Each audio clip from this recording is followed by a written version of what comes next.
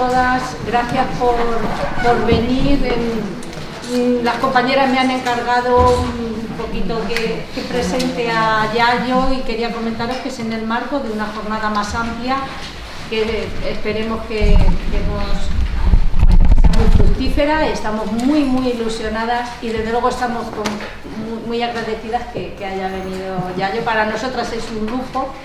Y solo quería decir, bueno, ya es muy conocida y ya sabéis que desde el campo de la ecología, del feminismo, del ecofeminismo, de la antropología, su visión desde la investigación y desde la acción, porque Yayo sobre todo yo creo que está con nosotras, con la gente. Y eso es muy de agradecer. No sé, deciros que ha escrito libros interesantísimos, recomendaros el último, que es Petróleo, que yo conozca, que yo sepa, de 2018, con Emilio Santiago Muiño y otras personas, reflexionando el tema de la crisis, el colapso, como le queramos llamar, pero sobre todo clarificando y poniendo en positivo todas las posibilidades, ¿no? Sobre todo las de relación, las que tenemos con nuestra forma de relacionarnos. Pero deciros que ya hay información de ella en YouTube, tenéis un montón de información, entrevistas, y es una persona valiosísima. A nosotros en Ciudad Real, quiero recordar cuando el colectivo de organización local, enseguida fuimos a Madrid a decir, contarnos qué es ecofeminismo, queremos saber más. Nos pusimos entonces las gafas, las lilas y las verdes. Y bueno, un poco era eso, pero ella quiere hablar un montón de cosas y yo aquí ya. Muchas gracias, Carlos.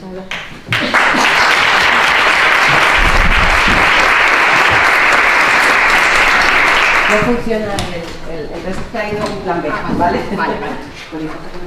No, claro que no. ¿Esto? Prueba a ver. Si no, grito. Bueno, buenos días a todas y a todos, y soy yo la que está súper agradecida por la... Suena como eco, ¿no? Sí, voy a poner un poco más lejos. Si no, pruebo sin micrófono. Sí, mejor.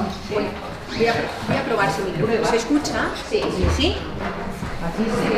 Se oye, allí no lo oís mucho, ¿no? Es que no tengo yo una voz muy... Venga, vamos a probar. Tú vete hablando y yo voy regulando a ver si le damos el punto. Vale, a ver si... Bueno, pues...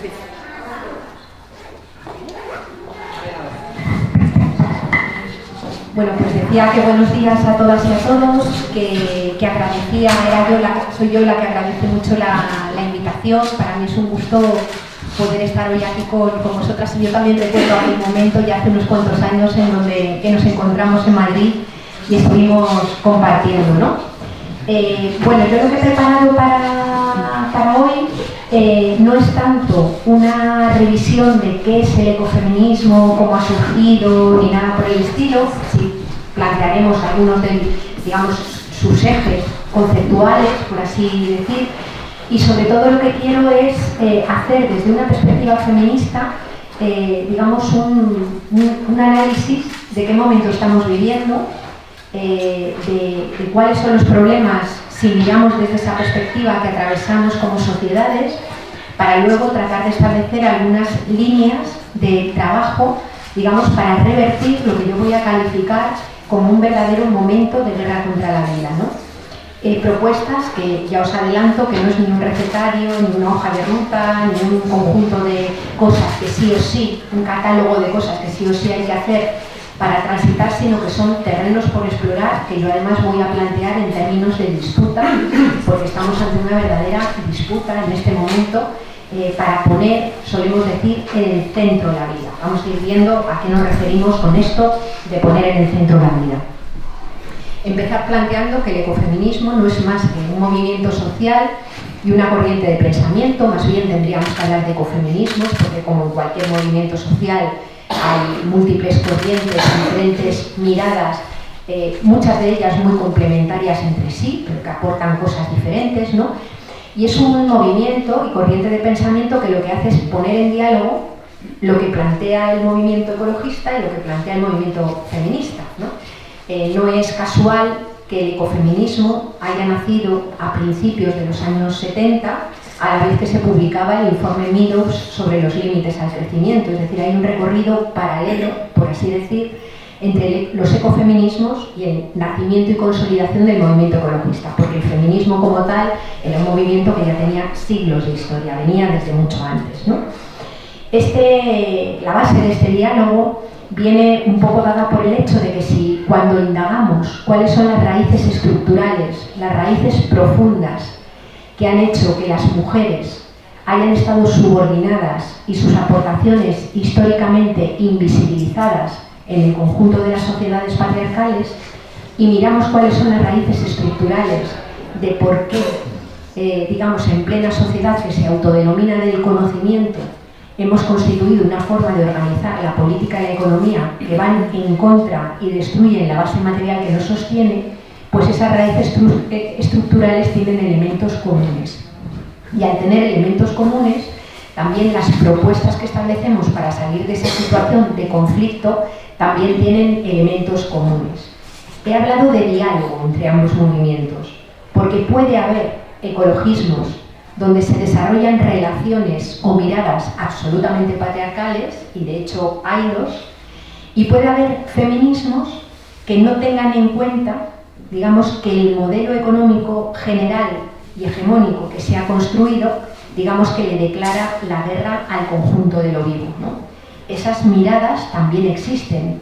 Por tanto, hablamos de diálogo porque ninguno de los dos movimientos puede subsumir o puede tapar al otro. Esto es importante plantearlo porque en general, sobre todo los movimientos feministas, son expertos en lo que se llaman las alianzas ruinosas, es decir, en colaborar con otros movimientos sociales y que se queden siempre aparcadas, digamos, las peticiones o las reivindicaciones o los cambios que ha venido planteando el movimiento feminista, ¿no?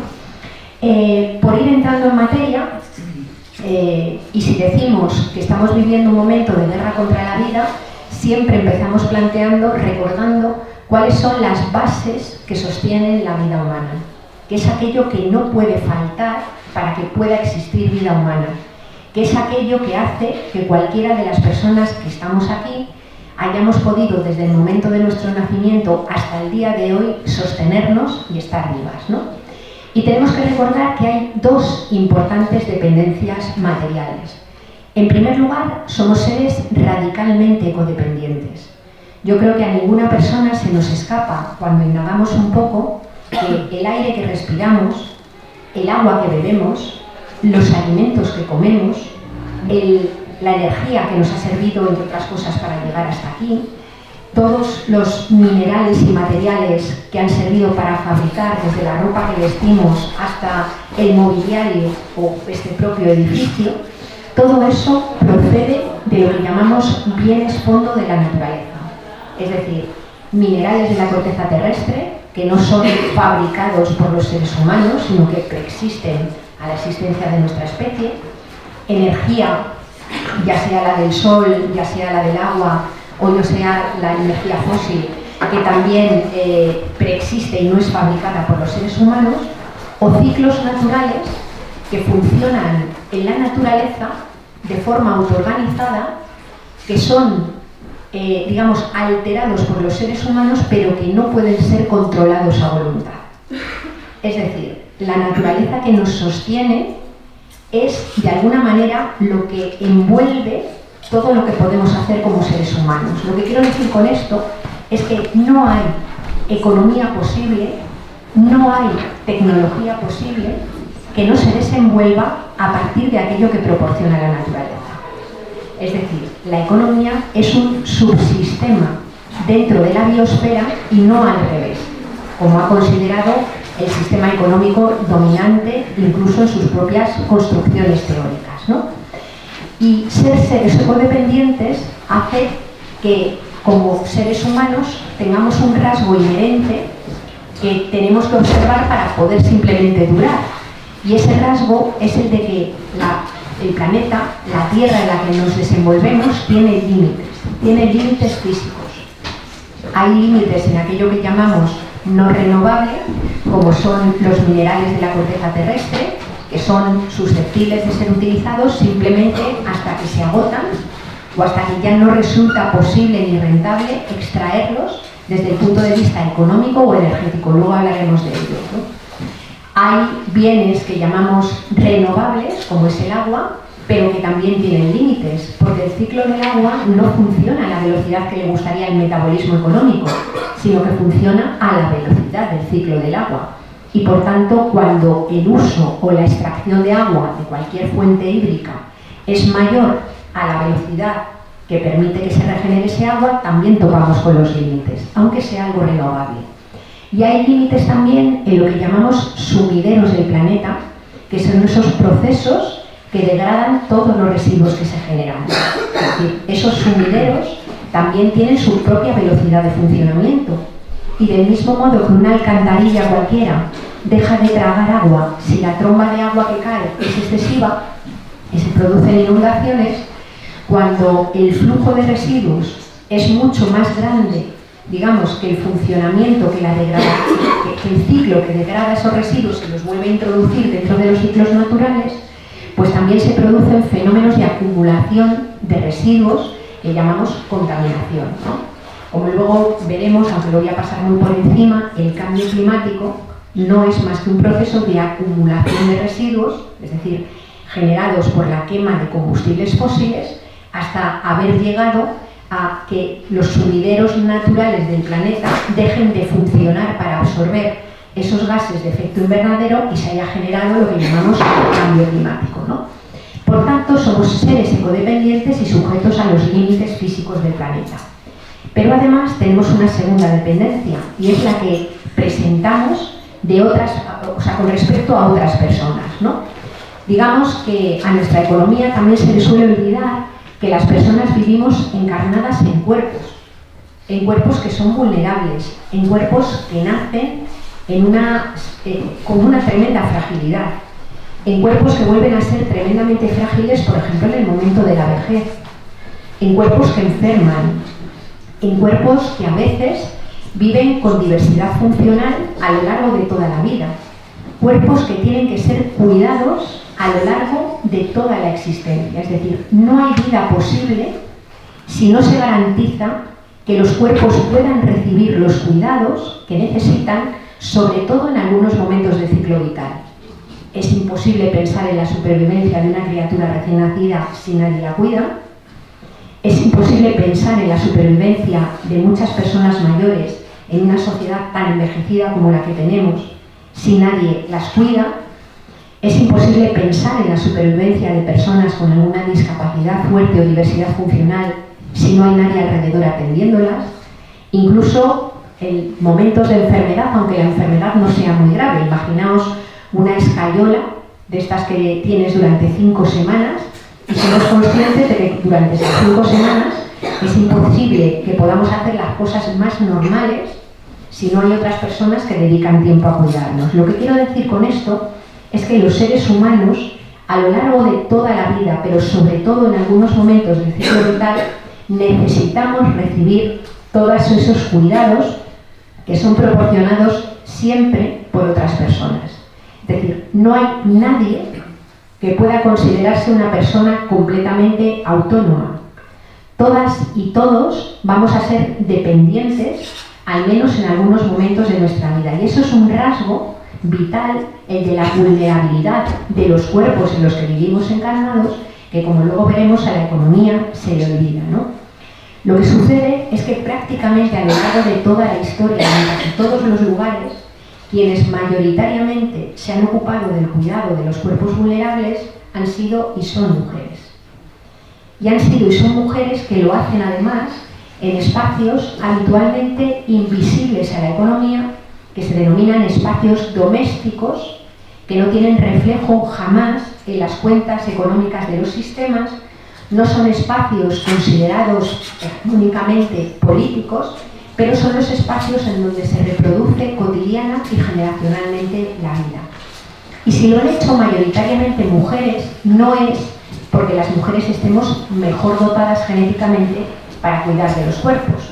Estamos mejor dotadas genéticamente para gestar y parir, eso es un universal. Pero desde que una criatura nace hasta que una persona muere, hombres, mujeres, personas, instituciones y comunidades tienen las capacidades, las posibilidades, y yo voy a defender las obligaciones, de ocuparse corresponsablemente del cuidado de los cuerpos, en una reciprocidad sin la cual no puede existir la vida. Si nadie puede vivir sin recibir cuidados, nadie debe poder vivir sin aportar cuidados también en el entorno que rodea, ¿no? Si mayoritariamente lo hacemos mujeres y no es porque tengamos una mayor predisposición genética para hacerlo, es entonces lo hacemos porque vivimos en unas sociedades que tienen una particular división sexual del trabajo. Son las sociedades patriarcales que asignan de forma no libre, de forma normativa, diferentes roles a jugar tanto en el espacio doméstico como en el espacio público a hombres y mujeres. Abro un paréntesis para decir que durante toda esta charla voy a estar hablando de hombres y mujeres como categorías que explican cómo se organiza la producción y la reproducción de la vida, siendo consciente de que hay personas que desde el punto de vista de cómo viven el deseo o cómo viven la sexualidad no se reconocen ni como hombres ni como mujeres, sino que hablamos de sexualidades no binarias, que son las que ha venido trabajando todo el movimiento LGTBI y también todo el movimiento queer, ¿no? Si hablo y voy a hablar desde esta perspectiva binaria, va a ser precisamente porque me voy a referir a categorías económicas de producción y reproducción, y no porque no entienda que hay personas que no asumen, digamos, esa diferencia normativa binaria que es la impuesta habitualmente, ¿vale? Cierro el paréntesis.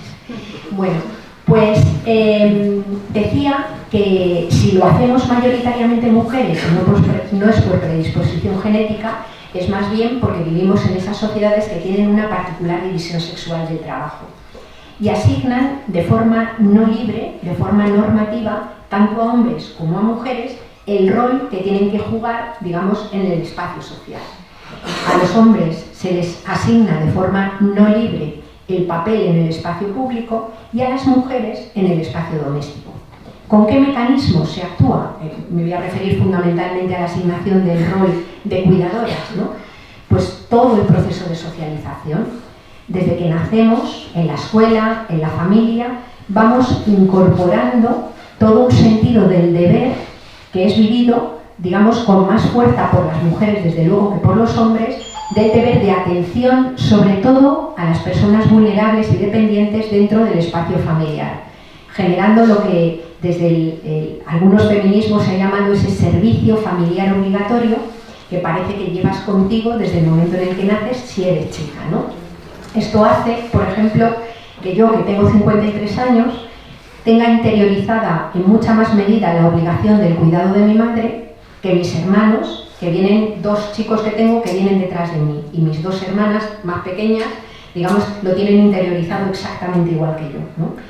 ¿Qué quiere decir esto? Pues que cuando tenemos que cuidar entre los 5 a mi madre, por ejemplo, a mis hermanos haya que recordárselo con bastante frecuencia, que a ellos también les toca, ¿no?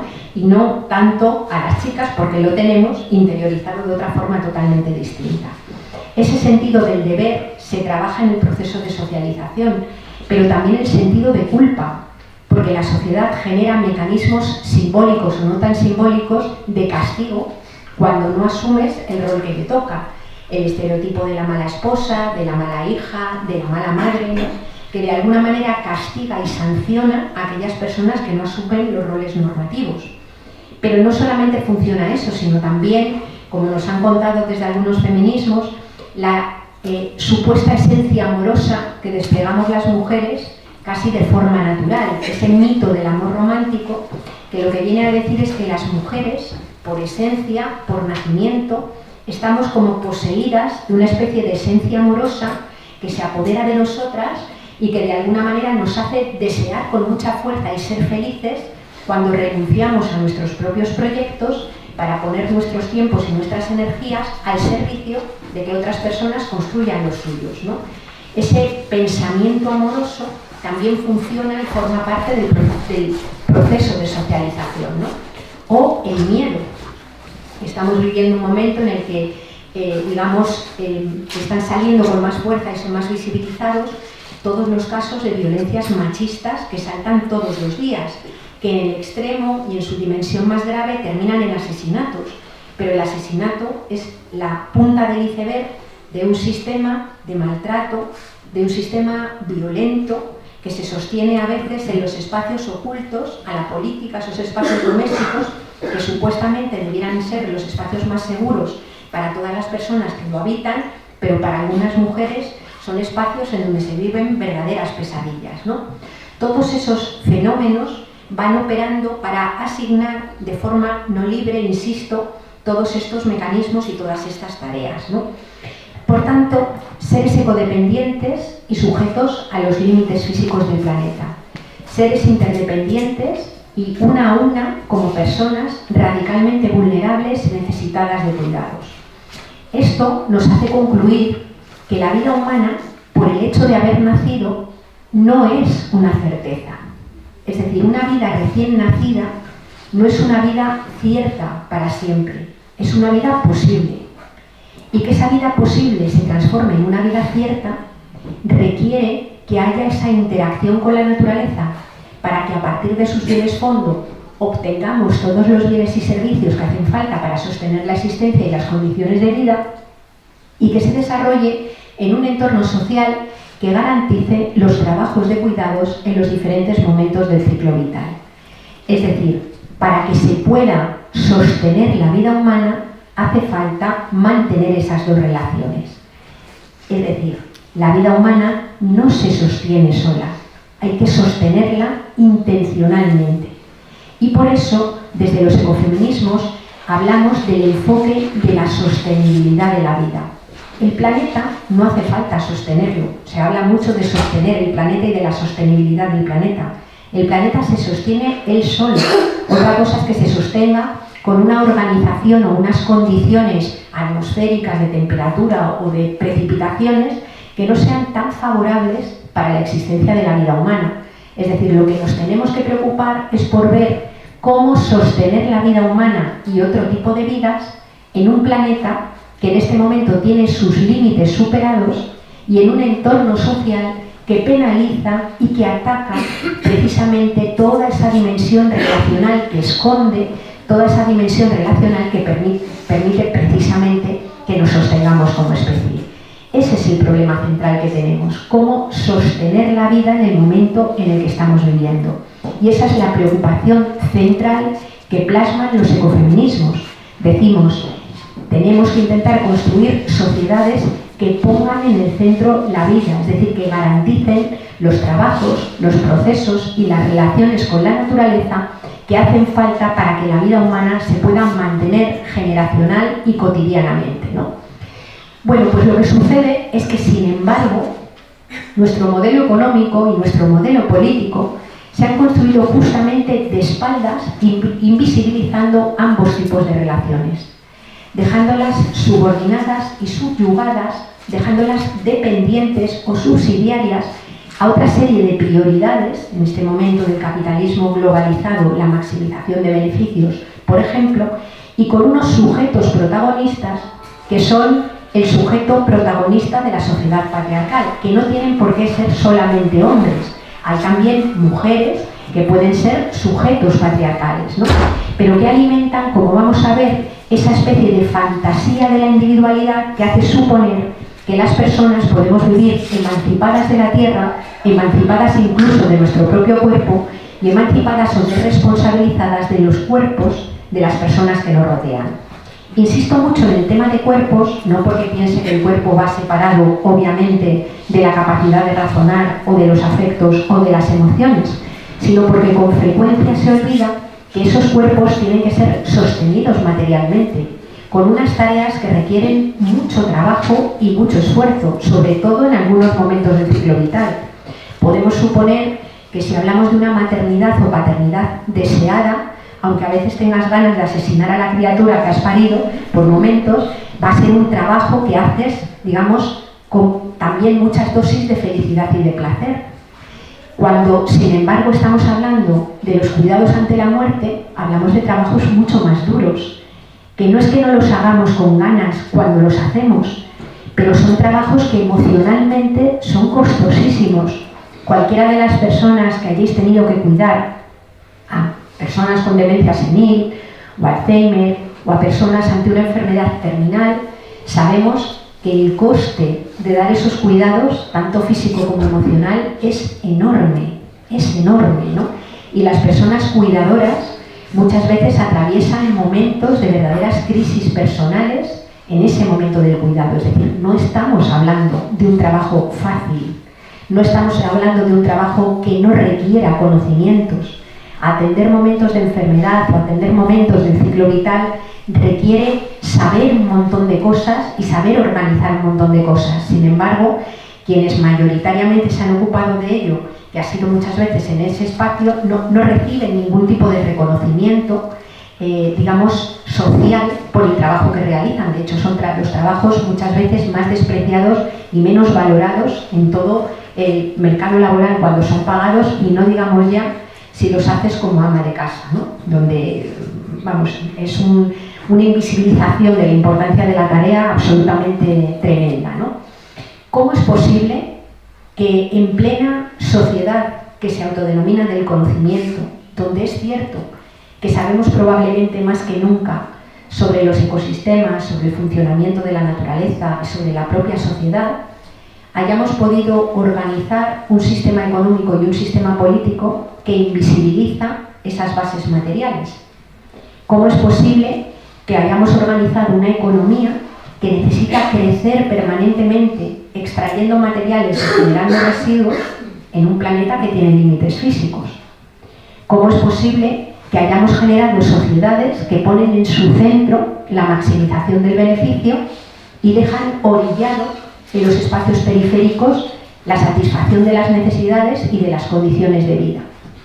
Pues ahí nos tenemos que ir un poquito lejos para hacer un análisis o un recorrido, que va a ser muy somero, por algunas de esas raíces, digamos, que han permitido establecer una serie de mitos y de creencias que de alguna manera sostenemos colectivamente y que abocan a mantener, a que este sistema se pueda mantener de esa manera, ¿no? Nos vamos a ir lejos en el tiempo. ¿Os acordáis cuando estudiábamos en la escuela a Platón? Y Platón lo que hacía era dividir el mundo en dos grandes pares de opuestos. Decía Platón, por un lado tenemos el mundo de las cosas y por otro lado tenemos el mundo de las ideas, ¿no? En ese pensamiento dual, ¿qué era lo que situaba Platón? Platón decía, dentro del mundo de las cosas está todo aquello que muere, todo aquello que es mortal, que se corrompe o que cambia. Dentro de ese mundo de las cosas están los cuerpos de las personas, que envejecen, que mueren, que se degradan y desaparecen. Dentro de ese mundo de las cosas están las plantas, los animales, la naturaleza en su conjunto. Incluso dentro de ese mundo de las cosas están las montañas o los ríos, que cambian muy lentamente, pero cambian, ¿no? Dentro del mundo de las cosas estaba todo lo que se consideraba materia. Y sin embargo, dentro del mundo de las ideas, Platón situaba la capacidad de pensar, la capacidad de nombrar, la capacidad de conocer, la capacidad de sentir. Digamos que situaba dentro del mundo de las ideas lo que él entonces denominaba las almas, que eran inmutables, que eran eternas, que permanecían después del momento de la muerte. Para Platón, digamos, el cuerpo era el soporte accidental y temporal que tenían las almas durante un determinado momento, ¿no? Bueno, esta dualidad, en donde evidentemente el mundo de las ideas tenía un valor jerárquico muy superior al mundo de las cosas, que era materia mucho más despreciable y mortal, digamos que la idea de trascendencia humana residía en el alma y en la capacidad de pensar y razonar. Eso, que parece que está recluido en el mundo de la filosofía, sin embargo, tomó en Occidente cuerpo político muy pronto, ¿no? Acordémonos de cómo se configuró y cómo nació la democracia en Atenas, ¿no? Un momento histórico del que hemos aprendido muchísimo y podemos seguir aprendiendo mucho más. En el momento de mayor apogeo de la democracia ateniense, de la polis ateniense, en Atenas había unos 34.000 ciudadanos hombres que iban al ágora, al espacio político, que deliberaban, filosofaban, aprendían, debatían y fruto de todos aquellos debates establecían cuál era el interés general y, una vez establecido cuál era el interés general, organizaban las leyes y la política para que la vida en común se situara en torno a ese interés general. Pero en aquel momento histórico, en Atenas no solo vivían 34.000 ciudadanos, había también 160.000 esclavos y esclavas. Esclavos y esclavas que venían de otros territorios invadidos, ahora diríamos colonizados, que eran apresados. ¿Y a qué se dedicaban esos esclavos y esclavas? Pues dentro del espacio doméstico, no entendamos espacio doméstico como la casa de la familia nuclear de ahora, sino el espacio de las tierras, el espacio productivo en donde vivían familias extensas con todas las personas que estaban a su servicio. Bueno, pues dentro de ese espacio doméstico se ocupaban de cultivar, de pescar, de fabricar la ropa, de extraer, rocas de la tierra y fabricar y construir, bajo la supervisión de los ciudadanos, obviamente, aquellas grandes edificaciones en donde se debatía sobre la vida en común. Es decir, los esclavos y esclavas tenían como función interactuar con los bienes fondo de la naturaleza para obtener los bienes y servicios necesarios para garantizar la existencia tanto de los ciudadanos como de ellos mismos en otras condiciones radicalmente diferentes, ¿no? Pero no solamente había 34.000 ciudadanos y 160.000 esclavos y esclavas, sino que es de suponer que hubiera unas 34.000 esposas de ciudadanos, que también en ese espacio doméstico se ocupaban de garantizar la reproducción cotidiana y generacional, de toda esa ciudadanía. Parían hijos e hijas de ciudadanos, se ocupaban de la atención y del cuidado que todo funcionara bien en ese espacio doméstico, obviamente en mejor situación que los esclavos y esclavas que estaban en esa casa, pero digamos que en ese espacio doméstico, aislado del espacio público, era donde se sostenía y se garantizaba la reproducción de la vida de quienes estaban dentro y obviamente de los ciudadanos también. ¿Por qué planteo esto? Porque ya en aquel momento, en Occidente, se conforma una noción de sujeto político, se conforma una noción de ciudadano que está alejada de la experiencia de interactuar con la naturaleza y sus límites y está alejada de la obligación de cuidar de los cuerpos más vulnerables y alejada incluso de la obligación de cuidar del propio cuerpo. Porque el ciudadano puede desatender su alimentación, su limpieza, su aseo, su ropa o su higiene, en el espacio doméstico, porque hay otras personas que se ocupan de hacerlo. Es decir, cuando se está debatiendo para establecer cuál es el interés general y cómo organizar las reglas de la vida en común, en esos debates no está presente la prioridad de sostener cotidianamente la vida. No está presente lo que cuesta sacar las cosas de la naturaleza. No está presente la vulnerabilidad de los cuerpos. Se construye una noción de sujeto político que está basada en una fantasía. Almudena Arnaldo lo llama la fantasía de la individualidad. Una fantasía que hace suponer que hay personas que pueden llevar sus vidas desentendiéndose de que la naturaleza tiene límites y de que hay que interactuar con ella, y desentendiéndose y responsabilizándose del cuidado cotidiano de los cuerpos, ¿no? Esa fantasía de la individualidad es solamente viable para unas pocas personas. Solamente es viable para unos cuantos individuos que tienen detrás esclavos y esclavas, que tienen detrás los recursos de otros territorios, que tienen detrás todo un ejército de mujeres, mayoritariamente mujeres, que están ocupándose de sostener la vida del ciudadano y la del conjunto social. Solamente unas pocas personas pueden funcionar así. Pero lo que sucede es que esa noción de sujeto político ha cristalizado en Occidente, ha tomado cuerpo en la historia posterior y hoy tenemos la política y la economía organizadas como si ese fuera el sujeto universal. Es decir, la economía y la política se han organizado como si ese sujeto ficticio, abstracto, que no existe y que su sujeto de privilegio fuéramos todos y todas. Y eso lo que ha hecho ha sido esconder en espacios invisibles, digamos, las aportaciones de la naturaleza, las aportaciones de otros territorios, las aportaciones de la reproducción cotidiana de la vida, que está, digamos, con una sobrerepresentación clarísima de las mujeres, de las aportaciones de otros animales y otras especies para poder sostener la vida. Y esa invisibilidad, es que se escondan todas esas tareas y se les reste valor, solamente es posible construyendo un sistema jerárquico en donde unas vidas valen más que otras. La vida del sujeto ciudadano es una vida que vale más que la de las mujeres que están dentro del espacio doméstico, que la de los sujetos esclavizados y, por supuesto, que el resto del conjunto de lo vivo que está en el planeta. Y para montar ese sistema jerárquico hace falta desarrollar mecanismos simbólicos y también materiales que sostengan este dominio y que evidentemente terminan siendo mecanismos violentos, de violencia estructural, de violencia a veces también física y de violencia, digamos, bélica, porque para poder sostener ese momento hacen falta también ejércitos que invadan otros territorios, que saquen los recursos y demás, ¿no? Bueno, esa mirada, que ya digo, nace lejos, para mí es la esencia del patriarcado. El sujeto patriarcal es el sujeto que ha interiorizado esa triple emancipación. La emancipación de su propio cuerpo, la emancipación del resto de las personas y la emancipación de la naturaleza.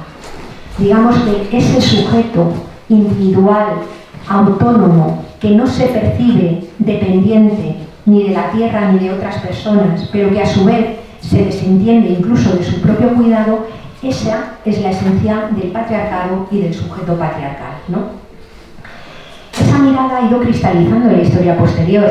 Nos la podemos encontrar en todas las raíces judeocristianas del pensamiento, nos la encontramos también durante el propio periodo de la modernidad, cuando nace la concepción que tenemos de ciencia, que nace también desde esa mirada dual, es decir, Descartes, Newton, Bacon, siguen siendo personas que mantienen esa mirada dual sobre la naturaleza. De tal modo que hemos concebido en Occidente una relación con la naturaleza y con los cuerpos, digamos, desde la exterioridad, como si estuviéramos fuera de la naturaleza y de los cuerpos, desde la superioridad, como si ambos fueran menos valiosos que las capacidades de pensar o de razonar, y desde la instrumentalidad, es decir, la naturaleza y sus recursos son un instrumento al servicio de determinados seres humanos, al igual que las personas y los cuerpos son también instrumentos al servicio de un determinado modelo económico. Donde esto adquiere una dimensión de una aceleración tremenda es cuando, a partir de la revolución industrial, de la disponibilidad de petróleo, de energía fósil, que tiene una altísima tasa de retorno y una capacidad enorme de generar trabajo y energía, y el nacimiento del capitalismo, esa triple palanca fuerzan de una forma terrible ese modelo dual y ese modelo jerárquico, ¿no? Nos encontramos con un modelo económico que lo que hace es también cortar los vínculos con la tierra y los vínculos con las personas. ¿Y cómo lo hace? Pues estableciendo, digamos, que solamente tiene valor económico aquello a lo que se le puede asignar un precio. Es decir, dentro de la teoría del valor, lo que se hace es asignar valor económico, darle valor solamente a aquello que puede ser expresado en términos monetarios. Y aquí nos empezamos a encontrar importantísimos problemas. ¿Cuánto vale el ciclo del agua? ¿Cuánto vale la fotosíntesis? ¿Cuánto vale el ciclo del carbono? ¿Cuánto valen los trabajos que mayoritariamente mujeres denominadas amas de casa realizan en el espacio de los hogares? Todo eso no tiene expresión en términos monetarios y, por tanto, no tiene ningún tipo de valor dentro del sistema económico. Es decir, se hace desaparecer de un plumazo dentro del estudio de la economía todo aquello que precisamente sostiene la vida.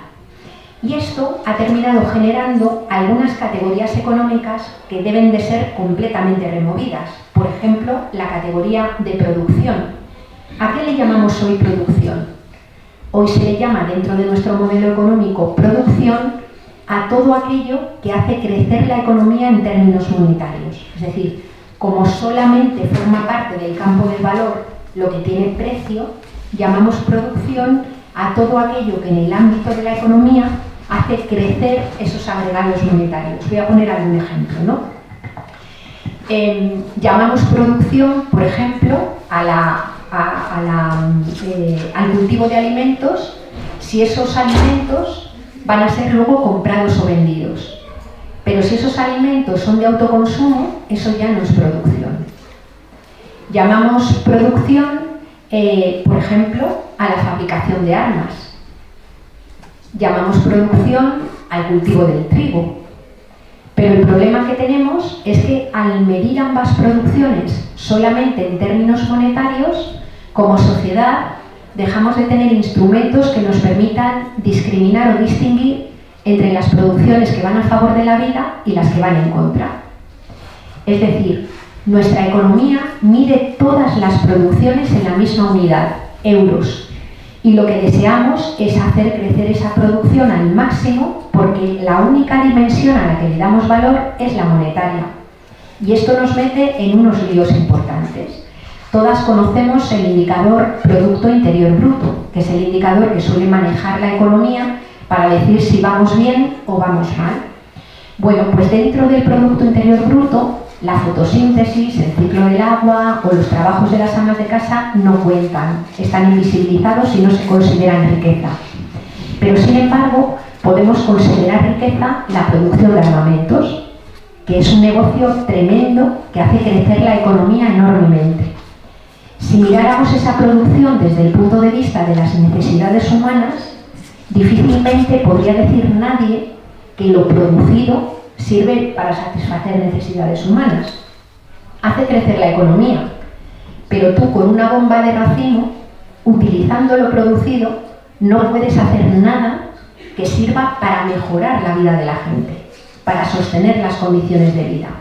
Cuando estamos hablando, por ejemplo, de producción de calabacines, aunque sea en el mercado, se mide en la misma unidad, pero en este caso es obvio que el uso de lo producido, el calabacín, sirve para satisfacer una necesidad humana básica que es la de la alimentación. Lo que quiero decir con esto es que al medir en la misma unidad, dice Jorge Rietzmann en un poema, que no somos capaces de discriminar entre aquellas producciones que nos acarician y las que nos aplastan. Ya no podemos distinguir porque medimos de la misma manera aquellas producciones que son necesarias para la vida de las personas de otras producciones que hacen crecer la economía pero que deterioran la vida. Ese es un problema enorme que nos tiene nuestro sistema económico, porque al medir la producción solamente así, lo que hemos interiorizado socialmente es una especie de mito, que es el mito del crecimiento, que es el hecho de que la economía cuando crece siempre es bueno, independientemente de a costa de a qué crezca, a costa de que se produzca ese crecimiento, ¿no? Esto hace que interioricemos una lógica sacrificial, puesto que lo sagrado para sostener la vida es que la economía crezca, todo merece la pena ser sacrificado con tal de que la economía crezca. Merece la pena perder condiciones laborales, merece la pena destruir el territorio, merece la pena acabar con territorios fértiles que pueden producir alimentos, merece la pena agotar cualquier base de recursos finitos, merece la pena, digamos, generar sistemas desiguales, desigualdades que se plasman en términos de género, en términos de procedencia o en términos de clase. Todo eso merece la pena si la contrapartida es el crecimiento económico. Y esto lo tenemos interiorizado de tal manera que basta con que se diga que cualquier cosa va a hacer crecer la economía o va a crear empleo para que nos acabemos tragando las atrocidades más bestiales que están generando toda esta dinámica de guerra contra la vida. Es decir, aunque estemos viendo con nuestros propios ojos que muchas de las promesas son mentira, que todas aquellas infraestructuras que se construyeron que prometían puestos de trabajo directos e indirectos no los han generado, aunque nos estén diciendo que crece la economía y por tanto nos va a todos mejor, aunque las condiciones laborales, la desigualdad, la aparición del fenómeno de trabajadores y trabajadoras pobres, es decir, personas que tienen empleo, pero siguen siendo pobres porque las condiciones laborales generan pobreza, eso funciona como una especie de mantra, como una especie de religión civil que atraviesa toda nuestra cultura y que sirve para justificar y para que nos traguemos absolutamente todo. Leyes mordaza, protestas, cualquier tipo de, si os fijáis, hay un anuncio ahora mismo, yo no tengo tele, pero ayer en un bar que estaba flipé con un anuncio de la liga de fútbol, que habla del crecimiento económico, del progreso, o sea, quiero decir, todo utiliza la dinámica del crecimiento y del progreso en esa línea para justificar todo lo que se puede hacer, ¿no? Esa categoría de producción va también acompañada por cómo se ha construido la categoría de trabajo. ¿A qué le llamamos hoy trabajo? Llamamos trabajo solo al empleo, solo a lo que hacemos a cambio de salario. Y la aportación, por ejemplo, de todas esas mujeres llamadas amas de casa, que han estado y están disponibles a veces 50 años de su vida, produciendo bienes y servicios dentro de los hogares, no es trabajo.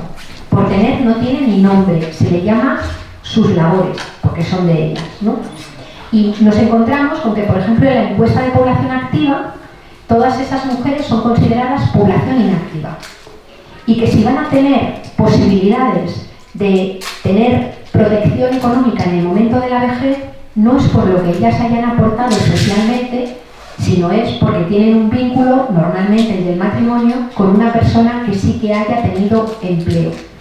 Es decir, el sistema de garantías y de protección no lo recibimos tanto por ser personas ciudadanas, sino por haber participado en la esfera laboral, que es un subconjunto de todos los trabajos necesarios para sostener la vida, ¿no? Bueno, esta forma de funcionar ha terminado generando, digamos, un modelo, decíamos, que le declara la guerra a la vida. ¿Cuáles son los síntomas de este momento que estamos, de esa guerra contra la vida? Y cómo podemos leer algunas de las cosas que estamos viviendo que, en mi opinión, nos están leyendo correctamente, bueno, no solamente la mía, mucha gente nos está leyendo correctamente en el momento actual, ¿no? Bueno, pues nos encontramos con una importantísima crisis ecológica, que yo voy a plantear dos aspectos nada más de la misma. Podríamos hablar del declive de los recursos pesqueros, de los fenómenos de contaminación masiva, es decir, pero yo me voy a centrar en la crisis de energía y materiales y en el cambio climático, ¿no? Empiezo por el cambio climático, que no voy a entretener mucho, que es el cambio de reglas del juego que organizan todo lo vivo. Hace hace un mes, salía el último informe del IPCC, que es el panel intergubernamental que viene trabajando el tema del cambio climático, que señalaba que disponemos de 10 años para revertir los peores efectos del cambio climático, que son los que se pueden producir si subimos 1,5 grados con respecto a las temperaturas medias globales que había durante la época preindustrial, ¿no? 1,5 grados nos puede parecer una chorrada de temperatura global, pero no es tan chorrada si, por ejemplo, lo comparamos con la fiebre. Es decir, pareciera que de tener 37 grados en nuestro cuerpo a tener 38,5 no hay una gran diferencia. Pero cuando tenemos fiebre y esa fiebre se mantiene, lo que sucede es que en nuestro cuerpo empiezan a cambiar un montón de cosas de forma sistémica. Se desnaturalizan proteínas, los órganos dejan de funcionar correctamente, no se producen los intercambios físico-químicos que se tienen que producir para que funcione bien la respiración, la digestión, es decir, enfermamos. Y por eso se intenta bajar cuanto antes la fiebre, porque el mantenimiento de esa temperatura durante más tiempo desequilibra el conjunto de nuestro organismo. En la naturaleza sucede lo mismo. Está aumentando la temperatura global y ese aumento de la temperatura global desencadena un montón de fenómenos que alteran todo el funcionamiento de los equilibrios de la Tierra, que son dinámicos, que cambian. Cambian las formas de las precipitaciones, hay eventos climáticos extremos de forma más intensa y más frecuente, se producen procesos de desertización en algunos lugares, resulta que los pollitos recién nacidos no se encuentran con las larvas de las que se tienen que alimentar, hay plantas que florecen a destiempo y por tanto no son polinizadas y por tanto no se pueden reproducir, es decir, se altera todo esto, ¿no? Y lo que sucede es que nuestra especie, la especie humana, está adaptada a la temperatura media global que ha permitido el desarrollo, digamos, del género Homo y más concretamente de Homo sapiens, ¿no? Es decir, nuestra especie está adaptada a estas condiciones biogeofísicas. Y lo que se hace es que al forzar la innovación, el cambio en las condiciones de equilibrio, se puede evolucionar a condiciones menos favorables. El IPCC lo que dice para el territorio del Estado español es que se va a producir una desertización masiva de todo el sur y el este y una mediterranización del norte. Es decir, si no hacemos nada, por un lado para adaptarnos y por otro lado para evitar que el fenómeno se profundice, nos vamos a encontrar pues, con un territorio mucho más hostil para las formas de vida que nosotras y nosotros hemos desarrollado, digamos, a lo largo de nuestra historia. Por otro lado, tenemos la crisis de energía y materiales, que tiene mucho que ver con el cambio climático, porque el cambio climático se ha producido por la quema acelerada de bienes como el carbón, como el petróleo, como el gas natural, ¿no? Pero ¿por qué decimos que estamos ante una crisis de energía y materiales? Bueno, pues la Agencia Internacional de la Energía, que es un organismo cero sospechoso de ser ecologista, ha aceptado o llegó a ha planteado que en el año 2006 alcanzamos lo que se llama el pico del petróleo convencional. El pico del petróleo convencional es ese momento en el que por cada barril de petróleo que se extrae en un lugar del mundo no se encuentran reservas que lo puedan sustituir, ¿no? Eso tiene juega un papel fundamental en un mundo que podríamos decir hoy metafóricamente que come petróleo. Sobre todo comemos petróleo en los países llamados desarrollados. ¿Por qué? Porque hemos abandonado las formas de producir alimento local y vivimos con cargo a alimentos que vienen del resto del mundo. En concreto, cualquier persona que viva en España, cuando come, la media de kilómetros que ha recorrido el alimento que come viene a ser de unos 5.000, 6.000 kilómetros, ¿no? Podemos encontrarnos, por ejemplo, con productos como los garbanzos, que podamos estar comiendo los garbanzos que vienen de México, mientras que los que se cultivan en Pedrosilla se los pueden estar comiendo en Polonia, ¿no? O si vamos a cualquier supermercado y cogemos, por ejemplo, espárragos, estamos viendo que esos espárragos pueden estar viniendo de Chile o pueden estar viniendo de China, es decir, y no solamente es el transporte que haya, sino cómo se produce. Digamos que la producción en grandes monocultivos, por ejemplo en América Latina, en Indonesia o en Estados Unidos, requiere siembra con aviones, recolección con grandes máquinas y luego todo ese modelo de utilización de productos agroquímicos que son productos derivados del petróleo. Es decir, sobre todo en los países más ricos, comemos con cargo a una agricultura industrial que es completamente energívora y petrodependiente.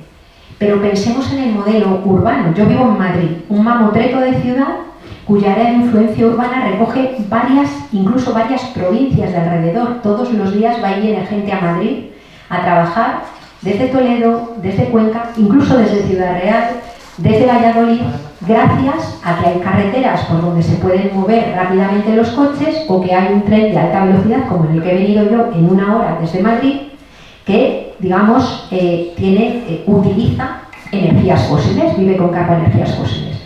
Pero fijaos que en Madrid, en la ciudad de Madrid, donde vivimos hacinadas varios millones de personas y donde hay varios millones de personas más en su área de influencia, no se produce nada que sirva para estar vivo, o muy poquito. Digamos que la producción agrícola que hay en la franja periurbana de Madrid es el 0,2% del Producto Interior Bruto. Eso quiere decir que para que funcione el modelo urbano hay que meter comida en la ciudad, hay que meter agua, hay que meter minerales, hay que meter productos manufacturados y además hay que sacar todos los residuos que se generan. Eso solamente es posible utilizando grandes cantidades de energía fósil que además sean baratas. Eso quiere decir que los modelos urbanos se ven comprometidos, digamos, ante toda la cuestión del pico del petróleo. ¿Por qué? Porque las energías que pueden sustituir a un petróleo que declinan son energías que tienen mucha menos capacidad energética que la del petróleo. Es decir, las energías renovables y limpias y la propia energía nuclear, que también es no renovable porque depende de un recurso, el uranio, que ya ha alcanzado también su pico de extracción, digamos que todas esas energías renovables son capaces de satisfacer las necesidades humanas globales, pero de ninguna manera en un mundo globalizado que requiera esta cantidad de transporte de personas y mercancías. Desde esa clave es desde la que tenemos que leer muchas de las cosas que están pasando. Muchos de los conflictos bélicos que hay ahora mismo en el mundo están sucediendo en zonas de extracción de minerales, en zonas de extracción de petróleo. El conflicto de Siria tiene mucho que ver con que es una zona en la que todavía se está extrayendo petróleo, ¿no? Tenemos que ver también todas las movilizaciones de los chalecos amarillos en Francia, ahora mismo protestando contra la subida de los impuestos del diésel. Claro, esos impuestos del diésel que se están subiendo, el cierre de una fábrica como Alcoa, General Motors acaba de anunciar antes de ayer que va a cerrar 5 plantas en Estados Unidos a pesar de las políticas proteccionistas de Donald Trump y va a mandar a la calle a 15.000 personas. Todos esos fenómenos hay que leerlos a la luz del declive de energías fósiles. No es que estén triunfando, digamos, miradas ecologistas que hablen de otras formas de utilizar la energía, sino que básicamente al alcanzar el pico del petróleo, los grandes intereses económicos se autoprotegen para seguir maximizando sus beneficios, dejando tirada básicamente a una parte de la ciudadanía a la que consideran, y soy muy burra diciéndolo, básicamente población sobrante. De hecho, el foro de Davos denominó población sobrante a toda la que no va a caber dentro del mercado laboral si se apuesta por una dinámica, digamos, de robotización o de cuarta revolución industrial, ¿no? Ellos no se referían sobrante del mundo, se referían sobrante del mercado laboral.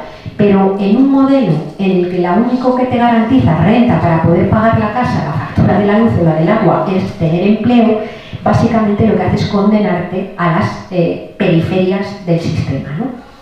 Esta crisis de energía y materiales es fundamental. Y digo de materiales porque para poder construir aerogeneradores y placas solares hacen falta minerales. Pero esos minerales se quieren utilizar también para fabricar coches eléctricos, para profundizar la digitalización de la economía, para robotizar la economía.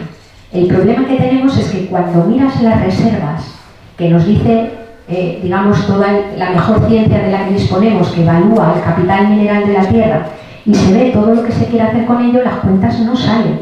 Y por tanto, lo que tiene que ver con la energía y lo que tiene que ver con los materiales es una cuestión no de expertos, no de ingenieros, sino una cuestión que es central para las mayorías ciudadanas, ¿no?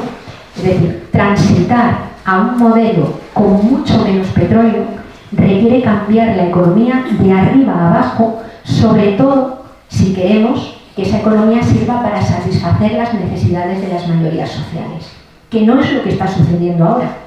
Lo que está sucediendo ahora es que las esferas de poder, las esferas, digamos, de privilegio, se blindan y marcan unas fronteras simbólicas alrededor, dejando fuera a un montón de gente. Lo vemos de forma clara cuando estamos hablando de las personas migrantes. Es decir, en Siria, cuando ha salido la gente de Siria, y la mayoría se queda en los países que hay alrededor, en Yemen, que es un verdadero polvorín, que está siendo además bombardeado por Arabia Saudita, entre otras cosas con las bombas que les vende el gobierno de España, ¿no? Es decir, ese polvorín, algunas personas pueden llegar hasta Europa y lo que se encuentran es una valla que no les permite entrar. Pero esa valla que no permite entrar se abre y se cierra todos los días para que vengan alimentos, energía, materiales que vienen de esos territorios. Es decir, el planeta ha estado siempre, pero se ha convertido en dos zonas también duales, donde hay una zona de privilegio que sigue actuando como atractora de materiales, de energías y de materias primas, y otra gran zona utilizada como mina y vertedero, ¿no? Si cualquier país de los que se denomina desarrollado de repente no permitiera entrar energía, ni materiales, ni alimentos, ni productos manufacturados, y no permitiera salir residuos, todos los países que llamamos ricos no durarían ni 2 meses. Porque si toda la población del planeta, atendiendo a un indicador como es la huella ecológica, viviera como la media de una persona del Estado español viviera materialmente en Regio, es decir, en uso de energía y materiales, harían falta en este momento casi 3 planetas. Como la media de una persona en Noruega, 4. Como la media de una persona danesa, 5. Como la media de una persona de Estados Unidos, casi 6. Y como la media de una persona de Kuwait, harían falta prácticamente 12 planetas. Y tenemos uno y parcialmente agotado. Luego, voy a ser muy provocadora. La realidad material que hay detrás del capitalismo globalizado en este momento en el que los límites físicos del planeta están superados, de pico del petróleo y de cambio climático, es puro fascismo. Boaventura de Sousa Santos habla de fascismo territorial y denomina fascismo territorial a un modelo en el que para sostener la vida de los sectores de privilegio hace falta saquear otros territorios y además echar a los márgenes de la vida a quienes viven en ellos, ¿no? Hitler, durante el Tercer Reich, hablaba de espacio vital y decía que la raza aria, por su supremacía, merecía y necesitaba un mayor espacio vital y eso legitimaba invadir otros territorios y matar a quienes vivían en ellos. Cambiemos espacio vital por huella ecológica y lo que vemos ahora mismo es que hay sectores cada vez más pequeños que, amparados por el poder económico, por el poder político y por el poder militar, sostienen sus estilos de vida dejando cada vez más gente fuera. Esa es una definición, yo creo que además rigurosa, de fascismo ligada al territorio, ¿no? Bueno, claro, todo ese modelo genera unas enormes desigualdades y las desigualdades se interrelacionan entre sí. Digamos que hay una desigualdad evidente de género y vemos también cómo dentro del territorio de España, digamos que junto con Grecia, junto con Italia, junto con Irlanda, Portugal y Chipre, están siendo, digamos, las franjas sudamericanizadas de la Europa rica, ¿no? Digamos que dentro de ese espacio se empiezan a producir enormes desigualdades, personas en riesgo de exclusión, desempleo estructural que no se resuelve ni se va a resolver con esta lógica y, digamos, la aparición de personas trabajadoras, personas con empleo que son pobres. Pero también se profundizan todas esas diferencias de género, porque no nos olvidemos que estamos hablando de que las mujeres son básicamente aquellas a las que en el marco de los hogares les está tocando sostener la vida, ¿no? ¿Qué es lo que sucede? Pues que cuando hay recortes en políticas de dependencia, cuando hay recortes en becas de comedor, cuando hay recortes en escuelas infantiles, cuando directamente se deja de atender con recursos públicos importantes dimensiones de la vida, ¿dónde cae todo eso que se deja de cubrir de forma pública? ¿Quién acoge a las familias desahuciadas? ¿Dónde van? Son mayoritariamente las familias quienes están teniendo que actuar como amortiguador o como colchón mayoritario de esta crisis, quienes están garantizando de alguna manera el intentar sostener o defender de la precariedad vital a la gente que se va viendo empobrecida. Y dentro de las casas lo que nos encontramos es el patriarcado, nos encontramos relaciones desiguales. En muchos casos las familias son las grandes corporaciones del patriarcado, donde mayoritariamente son mujeres quienes están teniendo que ocupar de atender de forma más intensa todos esos elementos que precarizan la vida, ¿no? De hecho, la encuesta de uso del tiempo nos muestra cómo desde la que se hizo en el año 2000 a la que se hizo en 2010, que fue la última que se hizo, se visibilizaba cómo durante el periodo de la crisis había aumentado de forma intensa el tiempo de trabajo doméstico de las mujeres dentro de los hogares. Es decir, lo que mostraba la encuesta era que en hogares donde en el 2000 el cónyuge, el hombre, trabajaba y ahora no trabajaba, estaba en situación de desempleo, sin embargo, había subido el tiempo de trabajo doméstico de las mujeres. Se visibilizaba cómo en aquellos hogares que son monoparentales, encabezados por una mujer, digamos que lo que sucedía era que se trabajaban menos horas de trabajo doméstico que cuando la mujer convivía con su pareja. Es decir, hay un peso enorme que convierte las casas en un verdadero polvorín. No sé aquí en Castilla-La Mancha, pero en Madrid, en la Comunidad de Madrid, hay gente que está sacando a los mayores de las residencias porque necesita la pensión del mayor para la economía doméstica. Pero a ese mayor hay que cuidarlo, hay que atenderlo, Y eso lo hacen mayoritariamente mujeres, ¿no? A esto le tenemos que añadir además que cuando hablamos de trabajo doméstico, cuando hablamos de parte de ese trabajo pagado, porque digamos que la crisis de cuidados ha sido atendida sobre todo por las abuelas, es decir, que han empezado a echar una mano, digamos, para la atención de la casa, y luego quien ha podido pagar parte de ese trabajo doméstico ha contratado a otras mujeres.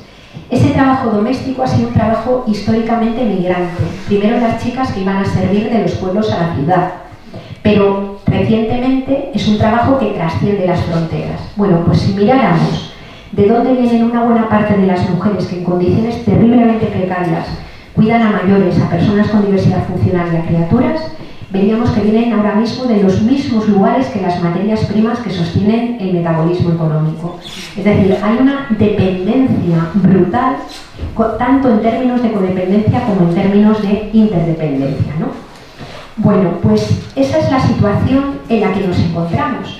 Y lo que sucede, es decir, es que cuando analizamos o tratamos de analizar por qué miradas como la de Donald Trump, absolutamente misógina, racista, triunfan en Estados Unidos, por qué Bolsonaro sale en Brasil con una campaña en contra, digamos, sobre todo de las mujeres y sus ansias de independencia, de emancipación, en contra también de la naturaleza, al igual que Donald Trump, negacionista del cambio climático, y en contra, cuando vemos, por ejemplo, el discurso de Salvini, cuando vemos el discurso de Orbán, cuando vemos también algunos de los planteamientos más discretos en su formulación, pero de fondo similares, de Marine Le Pen, cuando vemos cómo todas esas, digamos, toda esa emergencia de movimientos políticos conservadores que hacen del pilar del racismo, que hacen del pilar del ataque contra las mujeres, que hacen del pilar del ataque contra el planteamiento ecologista,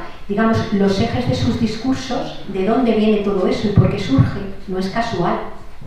Surge de esta crisis ecológica y social, de esta crisis de cuidados que está en el centro, pero que sin embargo está invisibilizada. Se habla de la crisis económica, pero no se está hablando del declive del petróleo, de las dificultades del modelo económico para seguir creciendo con la lógica que lo hacía antes, generando, digamos, puestos de trabajo.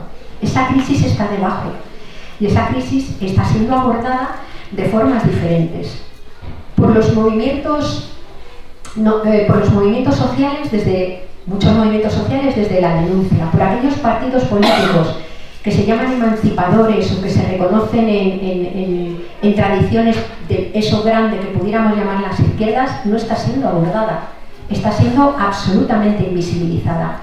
¿Quién la está abordando? La están abordando solamente los neofascismos y desde un tipo de mirada. Desde un tipo de mirada que dice, no, encerremos a las mujeres en sus casas, olvidémonos de hablar de ecología, los problemas son otros, los problemas son todos los migrantes que vienen aquí a quitarnos, aunque las cuentas no den para sostener ni un solo argumento, pero todo eso empieza a entrar en la cabeza de la gente y desencadena mecanismos de lucha entre pobres.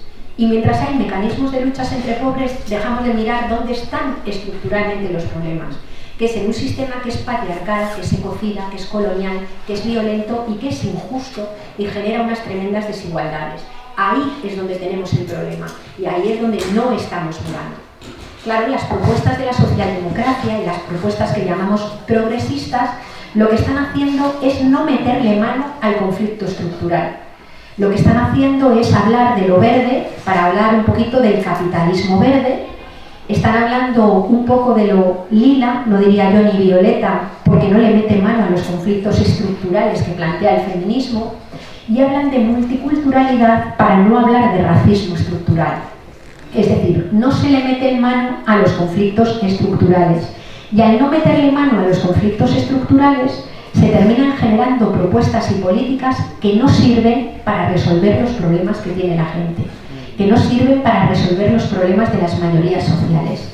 Y cuando la gente se desencanta o percibe que a quienes tienen un discurso progresista o de justicia o de igualdad realmente terminan haciendo políticas tan neoliberales como las de las derechas, lo que hacen es directamente, eso hace que se abra una ventana enorme por la que se cuelan todas estas propuestas de corte neofascista. que hacen un discurso un poco social, prometen protegerte a ti, dicen yo me voy a ocupar de ti, y aunque no se vayan a ocupar y lo que haya por detrás sea perseguir el hecho del crecimiento económico, donde con esta lógica, claro que no cabemos todos, pues básicamente lo que hacen es abrir ese espacio, que es por donde se nos está colando, digamos, todo este problema social que tenemos y que vamos a tener que afrontar, ¿no? Porque las cosas, si no, se van a picadas para muchas personas y para muchos sectores que van a estar cada vez más empobrecidos, ¿no? Lo que planteamos desde nuestra mirada es que la clave es poner la vida en el centro, es decir, organizar la economía situando la satisfacción de las necesidades humanas como auténtica prioridad. Es decir, situar, digamos, esas necesidades humanas mínimas por debajo de las cuales no se pueden vivir vidas que merecen la pena vivirse como prioridad. Y no hablamos solamente de la vivienda, del alimento, de la comida, de la educación o de la sanidad. Hablamos de la capacidad de participar, entendiendo la participación como la capacidad de influir en lo que pasa alrededor. Hablamos de la satisfacción del derecho a ser cuidados y también la satisfacción del derecho a no tener que cuidar si no queremos de una persona concreta. Es decir, de garantizar toda esa lógica del cuidado desde una perspectiva, digamos, comunitaria, desde una perspectiva de lo público, ¿no? Necesitamos, por tanto, disputar la hegemonía económica, la hegemonía política y la hegemonía cultural. En el terreno de la disputa de la hegemonía económica es donde tenemos más avanzado. Hay propuestas sobre cómo cambiar el mix energético a escala estatal de aquí a 2030 y a 2050. Básicamente, lo que nos toca es actuar sobre la oferta, qué energía utilizamos, y sobre la demanda, para qué se puede gastar energía. Y lo que nos salía en esos estudios es que cambiando el modelo de ciudad, cambiando el sistema de edificación, cambiando el modelo de transporte y los sistemas alimentarios, es posible reducir el consumo de energía de una forma impresionante. Hablamos también de abrir otros sectores, la producción de alimentos que no envenenen ni a la tierra ni a las personas, en un país, en un entorno donde el campo se está abandonando, donde hay una despoblación rural tremenda, entre otras cosas porque la gente en los pueblos no puede vivir esas vidas que merezcan la pena vivirse. La economía va a tener que relocalizarse sí o sí.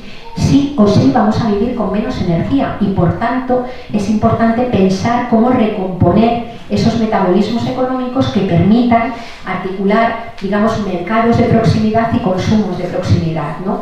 Vamos a necesitar también un modelo de transporte radicalmente alternativo. Vamos a necesitar gestionar los residuos de otras formas. Es decir, se requieren personas y se requieren nuevos trabajos o intensificación de algunos trabajos a la vez que podemos ir cerrando, no es que los podamos ir cerrando nosotros, los va a ir cerrando el propio capital y acogiendo a las personas que van quedando fuera de aquellos que no se van a poder mantener. Es decir, hay propuesta económica para hacerlo. No es cierto que no haya alternativa. Las claves pasan por redistribuir radicalmente la riqueza y ahí es donde tenemos el problema. Cualquier propuesta alternativa significa que los beneficios obscenos y la maximización y la acumulación obscena de algunos sectores tiene que ser erradicada. Y ahí es donde tenemos el problema y el conflicto, porque de buen rollo no se van a dejar quitar parte de lo que acumulan. Y por tanto, donde tenemos la clave es la disputa de la hegemonía política.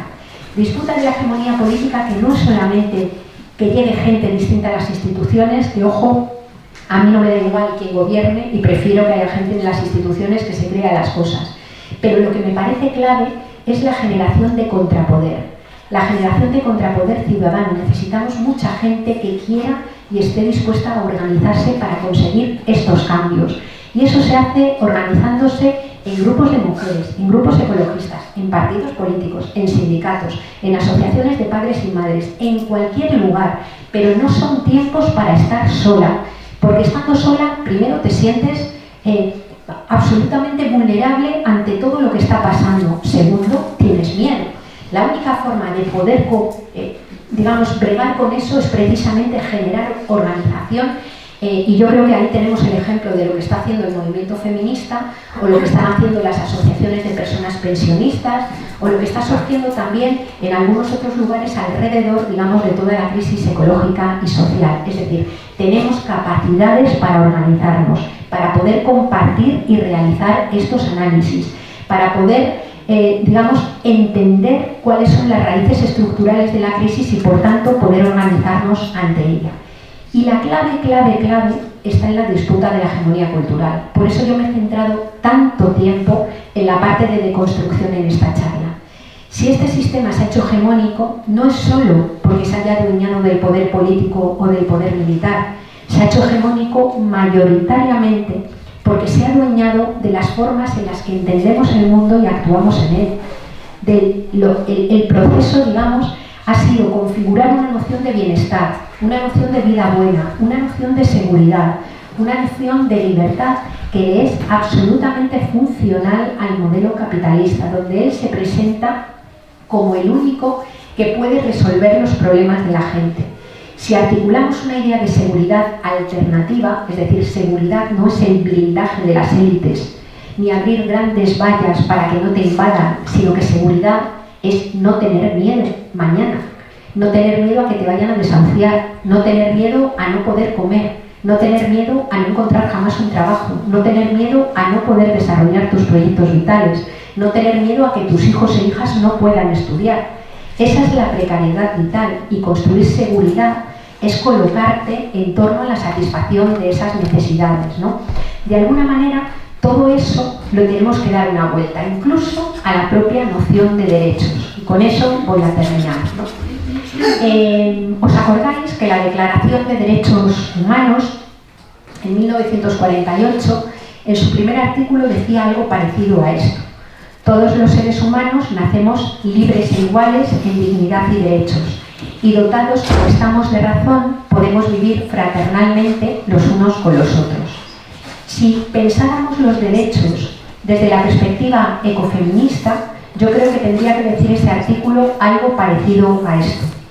Todos los seres humanos nacemos vulnerables e indefensos en el seno de una madre, y llegaremos a ser libres e iguales en dignidad y derechos siempre y cuando recibamos una cantidad enorme de atenciones, cuidados, afectos que deberán ser proporcionados por hombres y mujeres de otras generaciones, en una tarea civilizatoria sin la cual nuestra especie no puede existir.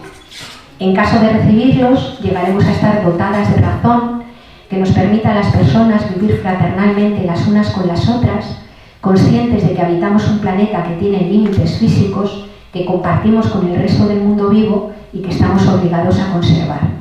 Es bastante más largo, pero a mí me parece que refleja en mayor medida lo que es el proceso de construcción de un modelo, de una sociedad alternativa que se construye también desde lo cotidiano y que desde mi punto de vista es la tarea más motivadora, más hermosa y más política que tenemos por delante. Muchas gracias.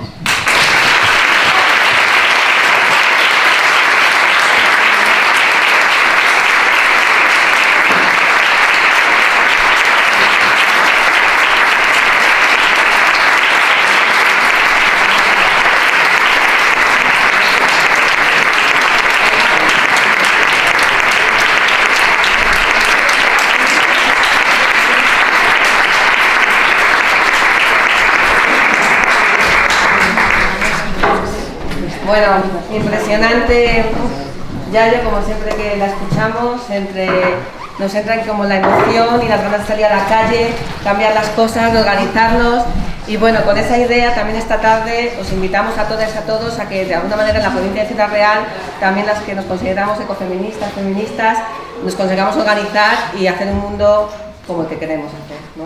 Donde la vida merezca la pena ser vivida y la cuidemos entre todas y todos. Hacemos un turno de palabras, si os parece. Si alguien tiene alguna pregunta para Yayo, pues tenéis la voz. Nada, ¿qué cosa? ¿Lo has dejado? Totalmente de acuerdo. Tiene la pregunta Rosario. No, Rosario, Gema, perdóname. Gema. Me gustaría que repitiera la frase final que has dicho. Si queréis os la puedo mandar también por escrito, ¿eh? O sea que no sé cómo hacerlo. A través de la asamblea. Sí, o vale. Carmen, o pues Rosario. luego os dejo mi correo electrónico y yo os la mando por escrito, ¿vale? A mí hay un proceso que me preocupa mucho de la actualidad, porque has planteado los fascismos actuales en los términos en los que están planteados ahora mismo. Pero me preocupa bastante la evolución que van a tener hacia lo que algunos estudios, algunos autores hablan de ecofascismo, ¿no? En el que, si bien ahora lo has planteado como que los fascismos lo que van a hacer es intentar proteger las élites o simular que protegen a la sociedad para realmente proteger el actual estado de las cosas, sí que yo percibo como mucha gente que van a terminar aceptando la realidad, es decir, lo que está ahora invisibilizado, lo que has dicho, y por ejemplo el caso del cambio climático, el por qué está en el debate público es porque ha dejado esa invisibilización para estar en el plano de lo percibible. Cuando empiecen a estar los otros campos que has nombrado, como puede ser los límites físicos del planeta, tanto energéticos como de materiales, cuando empiecen a estar sumamente visibles y supuestamente el agua va a ser el siguiente que va a ser muy visible, cuando eso ocurra, entonces esos fascismos también van a migrar a planteamientos ya en los que tengan que entrar en eso, y entonces ahí yo creo que pueden ser todavía más peligrosos porque ahora mismo la gente todavía tiene unas concepciones de lo que es la justicia dentro de ese planteamiento que muy bien has dibujado, de lo que es, ¿no?, el debate político, pero cuando se vean amenazados físicamente por los límites del planeta, sí que van a poder adoptar, me salvo yo y mi familia antes que cualquier otra. Y eso es bastante humano, por decirlo de alguna manera, ¿no?, que puede ser revertido desde la razón también, pero es mucho más fácil de atacar desde ese punto de vista. Entonces esos ecofascismos van a empezar a tener planteamientos de defendamos lo nuestro dentro de lo que es pues, el agua, nuestros cultivos, nuestras tierras fértiles, frente al que viene de fuera, y esos fascismos los percibo como mucho más peligrosos de los que están ahora mismo planteados. Entonces, si podrías hablar un poco de ese fenómeno, del ecofascismo. No, como quieras, o como contestas al mismo tiempo, si alguien tiene alguna pregunta más. Y vamos si hay varias mejor, porque así no me como yo el tiempo. ¿Alguna más? ¿Alguien quiere preguntar algo? ¿Alguna duda? Ángeles. El resorte. ¿El qué? El resorte. Es una broma mía.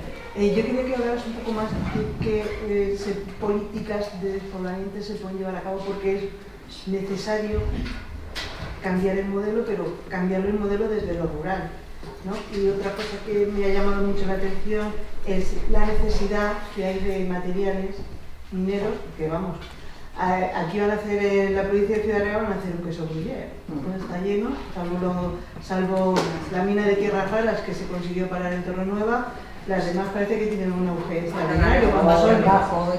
Efectivamente, pero cuando son, entre comillas, digamos que no se sabe todavía si van a ser productivas.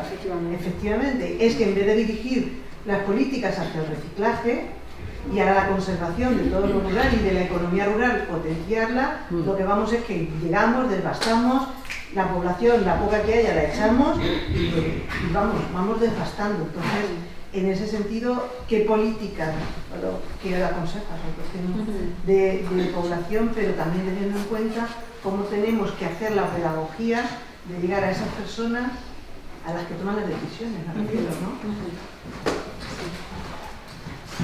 ¿Alguien más? Sí, yo al hablar ya de pedagogía, desde este punto de vista de crisis civilizatoria, ¿cómo entenderíamos, sobre todo porque aquí hay muchísima gente joven, qué es lo que tengo que estudiar, para qué me tengo que preparar?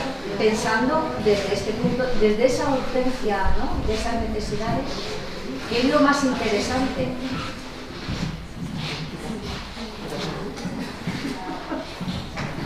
¿Alguien más? A mí hay un tema que me ha encantado, bueno, me ha encantado tu discurso, me ha encantado, y además estoy totalmente de acuerdo contigo en todo. Pero me ha gustado mucho cuando has dicho que las mujeres nos tenemos que organizar, ¿no?, que no estemos aisladas, que no estemos solas, en los movimientos vecinales, ¿no?, que por ejemplo es algo que tenemos que recuperar, el movimiento vecinal, porque yo creo que es lo más próximo a nosotras, ¿no?, y que tenemos que estar ahí, ¿no?, y el sindicalismo, ¿no?, sindicalismo de clase, sindicalismo de clase, no de gestión, sino de clase. Entonces yo creo que tenemos que volver a participar otra vez en ese sindicalismo de clase, en el movimiento vecinal, de asociaciones de vecinos y vecinas, y que tenemos que participar en colectivos, por supuesto un colectivo feminista, en mujeres. Entonces que tenemos que participar porque nos hace fuerte la sociedad y porque además podemos llegar a puestos las mujeres a a tener puestos de representación en la sociedad, que es lo que necesitamos, que las mujeres estemos en puestos de representación y que entonces la política sería otra cosa y que la sociedad sería otra cosa con las mujeres en esos puestos de representación. Me ha encantado lo que han dicho. Quiero hacer una pregunta lo más concreta posible para que así Sí, facilitamos. yo primero quiero, entonces aquí ya no escuché la respuesta, pero a mí ha planteado muchísimas cuestiones que me parecen básicas, pero la pregunta global del cómo, que me come mucho la cabeza,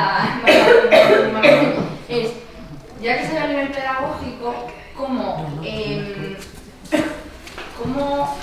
discurso de cambio de conciencia cultural, la hegemonía cultural de la que tú hablabas, que es la base de perpetuación del sistema por parte de los que no, de la logística y los gestores, o sea, de la parte productora de este sistema, como a nivel pedagógico se puede cambiar una idea tan arraigada como la libertad que ha dado el sistema capitalista ecodestructivo que llamabas tú, patriarcal, etcétera, etcétera, de libertad, por ejemplo, con el ejemplo del queso gruyère. Ay, y si a mí me apetece hacer queso gruyère en La Mancha, ¿por qué no? Y si yo quiero dedicar mi vida a comprarme 4 coches y irme a donde sea, ¿por qué? Esa supuesta libertad ecodestructiva, patriarcal, dominante. Y si me apetece poner una cosa y no dejar pasar a nadie, ¿qué? ¿Cómo cambiar ese discurso? O sea, hay alguna clave y que no solo llega a un grupo de personas concienciadas, porque desgraciadamente a este tipo de actos, a este tipo de eventos, siempre al final no conocemos las caras, porque siempre vamos en un grupito de personas concienciadas. ¿Cómo poder abarcar con este discurso y cómo cambiar esta idea al grueso de la población para que cada vez seamos más personas las que quieran cambiar cuantas más sean? ¿Les parece? Dejamos aquí el turno que conteste esta parte porque aquí hay contenido. Sí. Tienen que ser más cortas las Sí, preguntas. sí. A ver, pues, ¿cómo lo hago para no comerme mucho tiempo?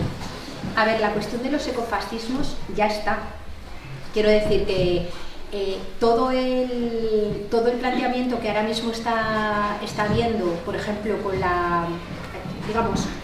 las respuestas que está sacando el sistema para afrontar la crisis ecológica, crisis de energía, de materiales, cambio climático y tal, están enmarcadas dentro de lo que se llama el capitalismo verde. Es decir, cómo poder hacer que el sistema se sostenga y siga creciendo, pero ahora con lógicas llamadas verdes, es decir, con las renovables, con Brufao, el presidente de Repsol, hacía unas declaraciones hace poco más de una semana. Y en sus declaraciones era muy significativo lo que decía. Decía, a ver, el petróleo abundante y barato termina en 2 años, dijo él. Y Repsol lo que está haciendo es desinvertir, es decir, todas las empresas energéticas petroleras están desde hace ya 4 o 5 años retirando la inversión en sus plantas porque saben que ya no es rentable. ¿Y qué están haciendo? Reorientar toda la inversión a renovables.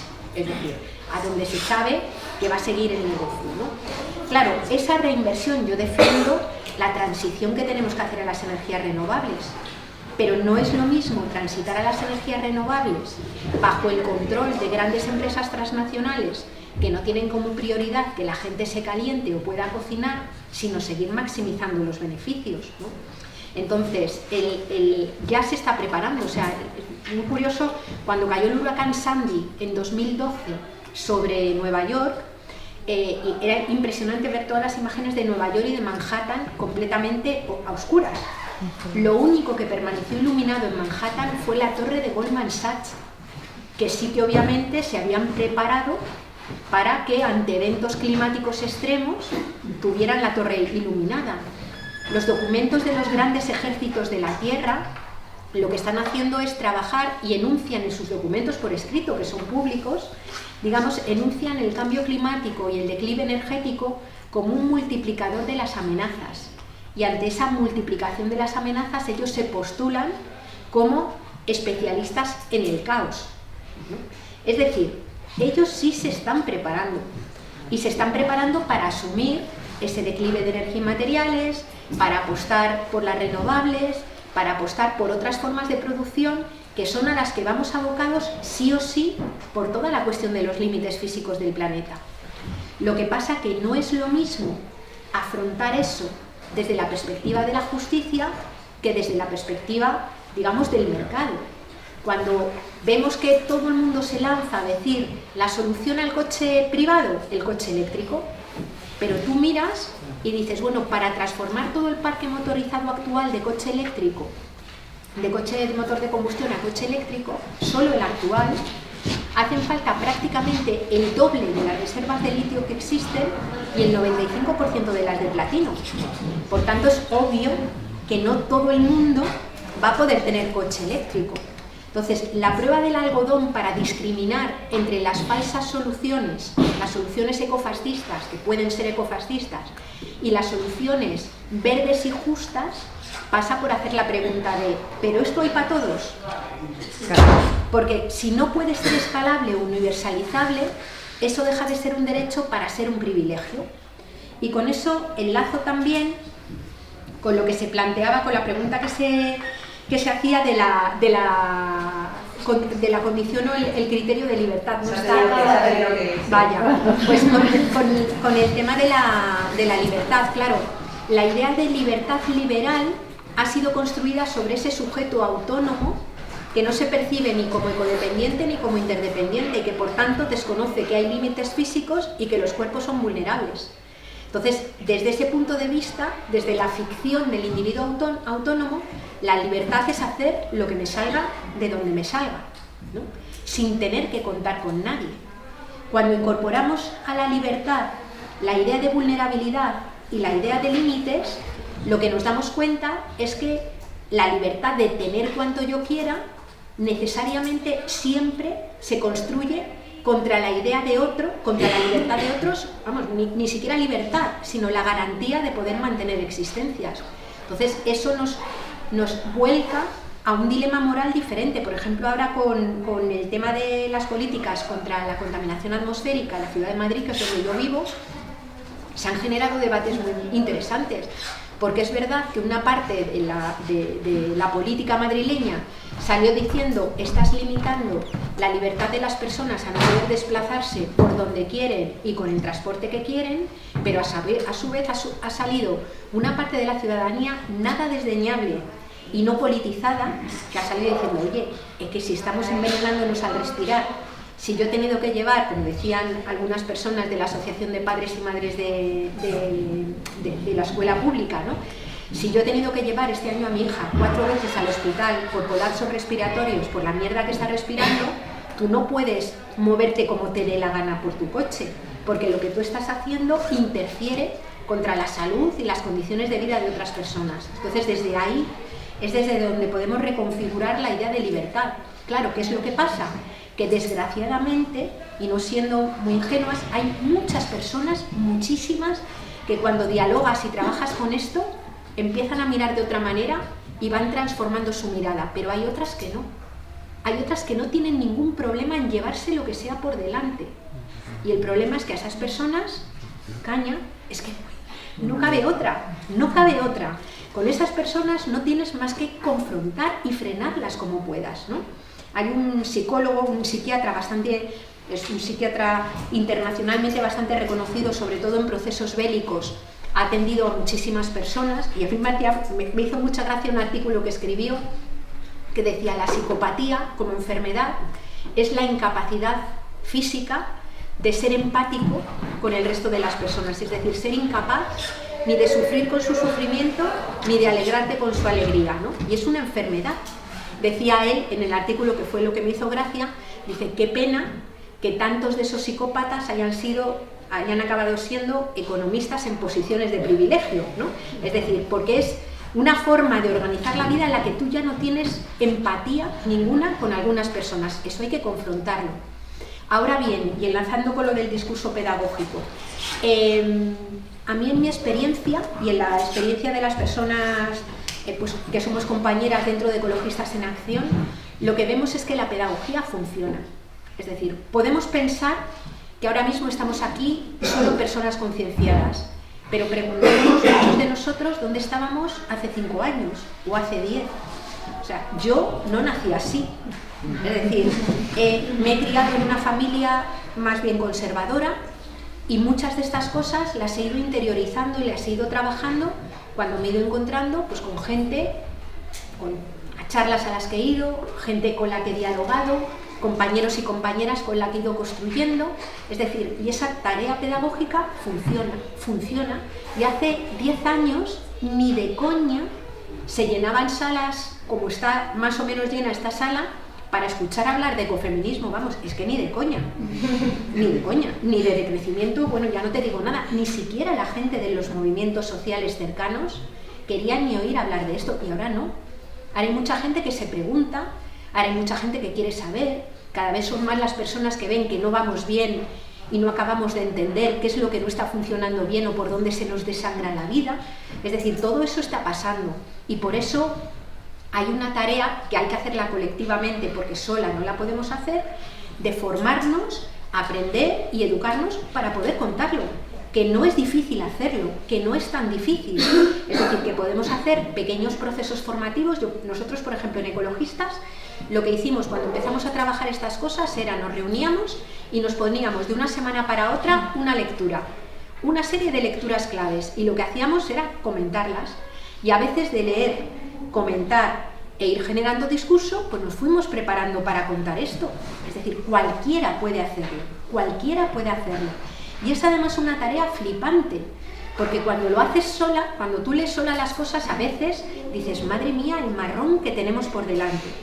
Pero cuando lo haces con otra gente, hasta te echas risas, hasta eres capaz de construir una relación colectiva y dices, mira, igual caminamos al colapso, pero mientras tanto vamos súper bien acompañados y vamos dando guerra. Es decir, generamos bienestar también en esa forma de organizarnos. Es posible generar ese bienestar, ¿no? La clave es crear comunidad en donde nos sintamos reconocidas, apoyadas, donde podamos llorar un ratito si tenemos ganas, porque siempre va a haber otras en tus momentos de bajón que te sostienen a ti. Por tanto, esa tarea pedagógica es posible hacerla y yo os animo a hacerla. O sea, incluso os podemos pasar las colecciones de lecturas que hemos hecho nosotros y nosotras.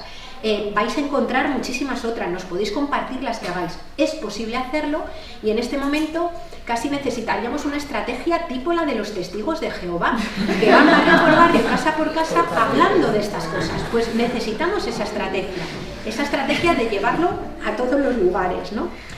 Fundamentales los movimientos sociales, el movimiento vecinal importantísimos. Además hay que hacer política, recuperar, las izquierdas han perdido y los movimientos sociales la política de barrio y la política cotidiana.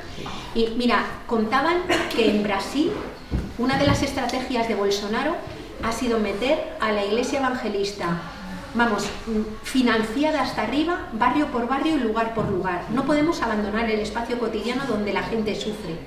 Si con una persona que no puede pagar la bombona del Bután contacta antes a alguien que le dice la culpa la tiene ese marroquí o esa persona extranjera, que nosotras con nuestros movimientos solidarios estamos perdidas.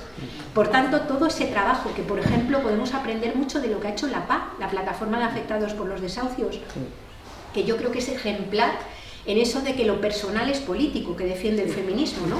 Es decir, es una plataforma que ha confrontado y ha planteado cambios en Bruselas, ha elaborado una ley de vivienda que ha servido para una primera tramitación y que ha llegado al Parlamento, pero no se ha olvidado de ponerse en la casa de las personas que van a ser desahuciadas, nombrarlas, llamarlas por su nombre y decirle, mira, mientras estemos aquí, de tu casa no te echa nadie, ¿no?